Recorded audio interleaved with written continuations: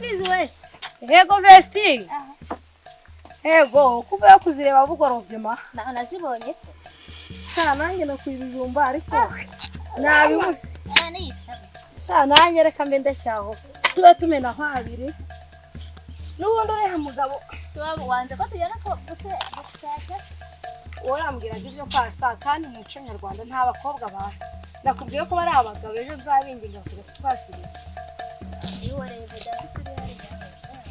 Yani nkaho ndi umukobwa nkaba n'umugabo. Nibyo nakubwiraga ngo witoza akazi muko. Narabikubwira ngo witoza akazi hakiri kare. Uriya muhungu azagenda iyo mu mahanga. Niyo mpamvu nakubwira ngo ibintu byose byimenyereza. Ajya hese gihaye muri. Habuze ibijumba ko ndabyaye. Sha ibijumba byanjye nyine byararumbye niba ari imigozi mibi nahinze. Ibyururugo.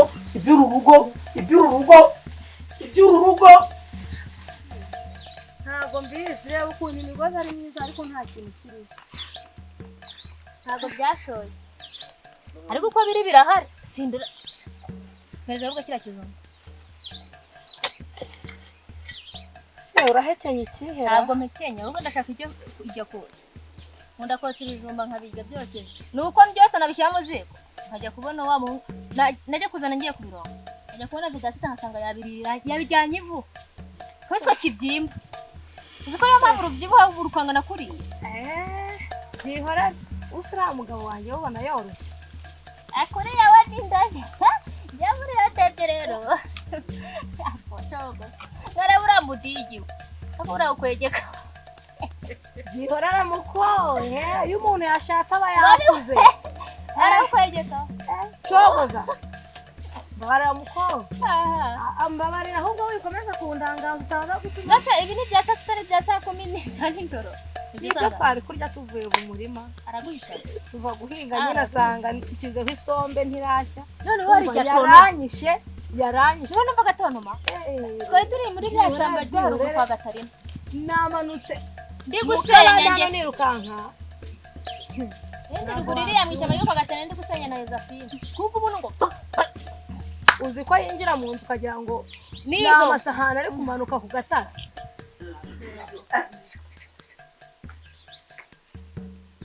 Ahubwo ejo rwari naje nigire hano hepfo kwanuze numva uko ruraba rumeze.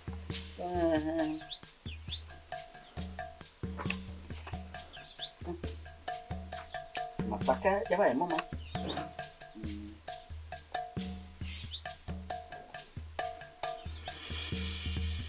Za kujya ku muhanda ra. Eka nze njye ku muhanda ngurabiri. Undi rushako uwa mbere aragiye.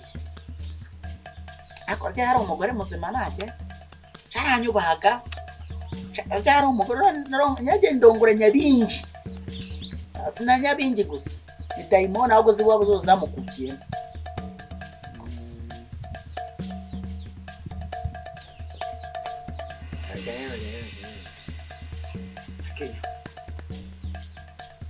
Kiraro ba. Kaza kuvuba mbireba iki kiraro. Shaka kukimura wenda. Yanjye ariko ndayi. Yanjye rwose.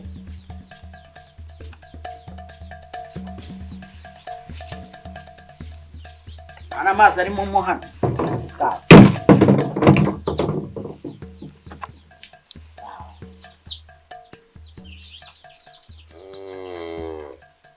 Ihorera sha muvuna amatongo agiye kuzana ubwatsi nibagiye muri Kongo nibagiye Burundi. Arambona ariko. Arambona. Umunsi ndashaka kwerekana ko ndi umugabo muri uru rugo. Ntarakagabo. Urugo ari urwanjye. ufite umugabo. Nakundi. Bone ko zubakwa niko abakuru bajya bavuga. Cyako zirimo no kubyibuha. Uri kubyibuha ari gukumena muri bira vitamine byo mu nda ye. Se ko ari inzoga gusa muri kumana. Kantwari ibijumba bingahe. Aze ko none rekera ibyo da. Rekera ibyo ntago nongera gukura ibijumba byanjye nk'ibirera. Kwaba ari ukubyangiza. Yenda rero utekera mugabo wawe ndakurahisha. Umuti azagupiga. Azawukupika. Uzawumbwira nawe nushaka muko hari igihe washaka urenze ncogose. kanegeranye imigozi mbere nshyiramo ibijumba murindi wavuze bariya yari akwiye kujya mu gisirikare nuko yakuriye mu byaro akiri byina tibagi gusukura naka ngaka nakavi oya aka kavi kareke nzagakura wenda mu kindi cyumweru bizaba byiyongereye ahubwo reka tuzamukane tekera mukecuru tuzamukana tutakuye nagwijije ndajyana ibyo muko n'ubundi nukubita sinzandike na aya tekera mukecuru ubwo ndaza kukureba n'umugoroba uza kundeba ku kagoroba nanjye reka nyine ntekera uriya mugabo uriya n'amasaha yo kujya ku gasantire arageze dore uri kubita ibigo yego ko ndi kuri kari bikeya turavugana rero ku mugoroba ngaho genda nanjye reka ngende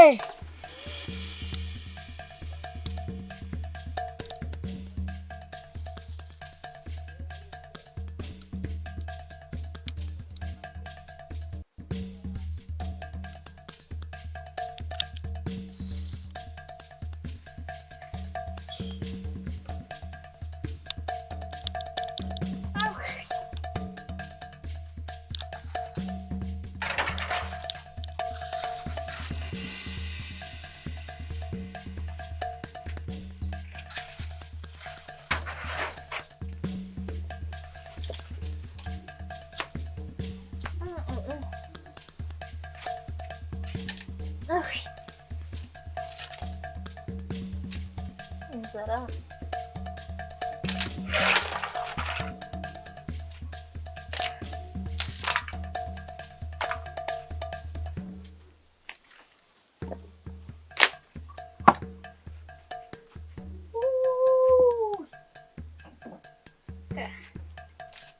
yabimazemo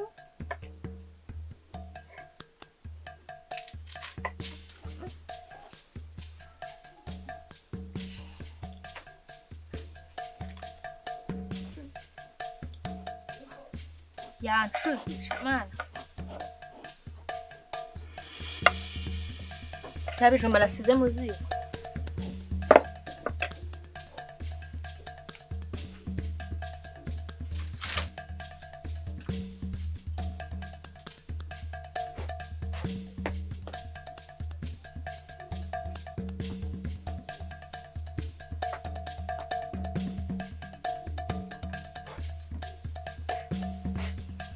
niyabiriye noneho kambiro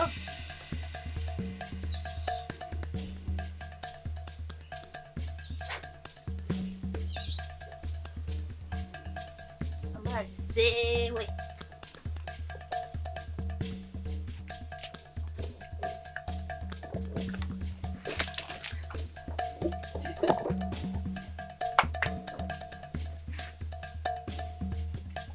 bineguye se reka nze nicare numva uko yese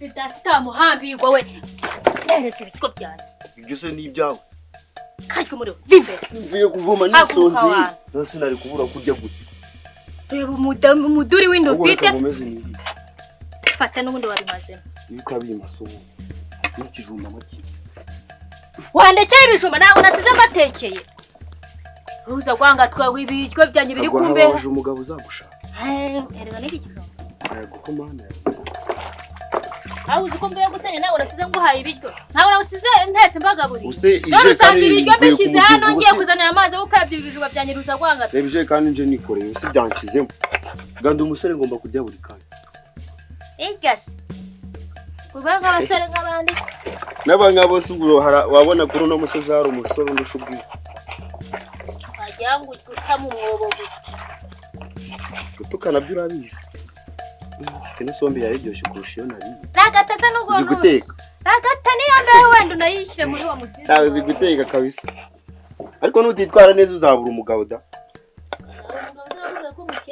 aha simbamo n'abakurambagiza niberera dusore twose twageze kunuza ko banze nankunda nimbe njya guhima cyo jyane mu gikoni mbega agasuzugura sinzi cyane.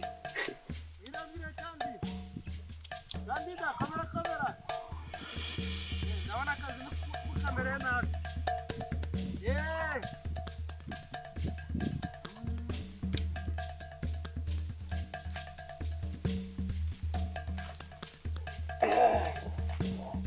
Aya, iri zuba naryo.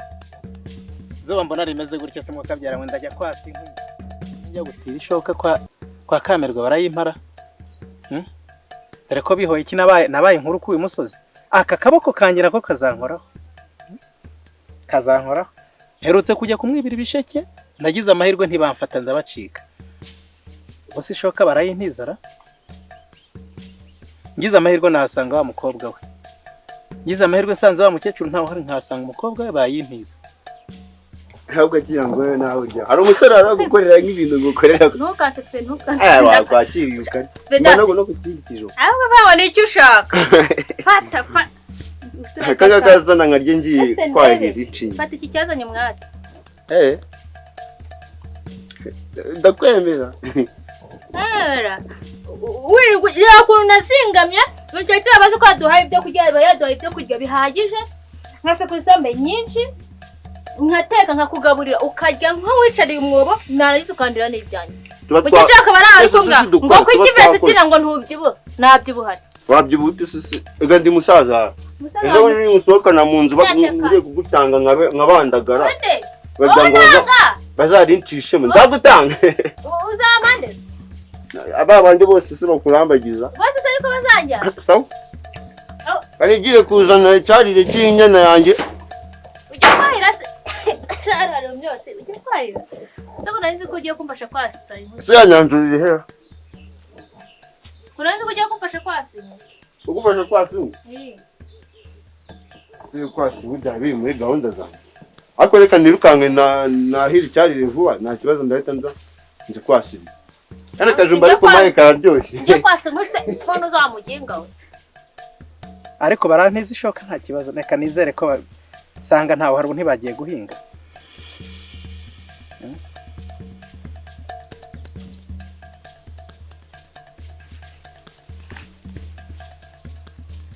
Akareka mpagere. Amagere wanjye kwasa hakiri kare.